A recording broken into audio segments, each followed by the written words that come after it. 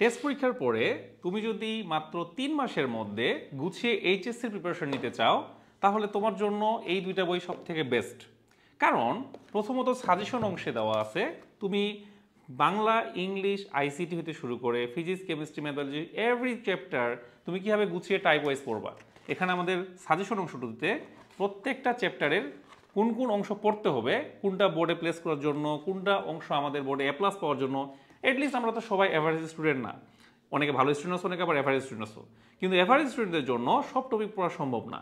সেজন্য আমাদের QnA HSC suggestion বইটাতে অনেক ছোট করে টপিকগুলো লেখা আছে।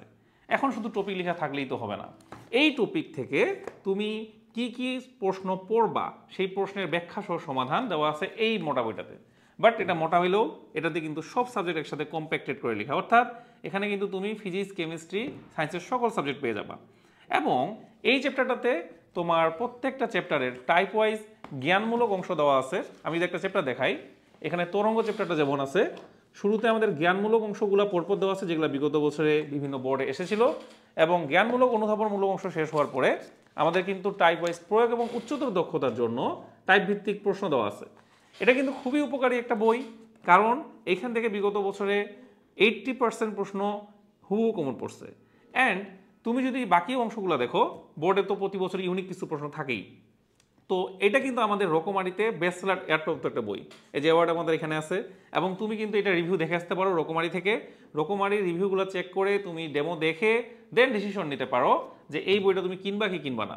এবং আমার মনে হয় এটা আমাদের লিখা প্রথম, এটা আমি কিউএনএ পাবলিকেশন যখন শুরু হয়েছিল আমাদের, আমি এবং তোমার আনাস ভাইয়া এবং তোমাদের তকি ভাইয়া মিলে প্রথম এই বইটা আমরা লিখছিলাম।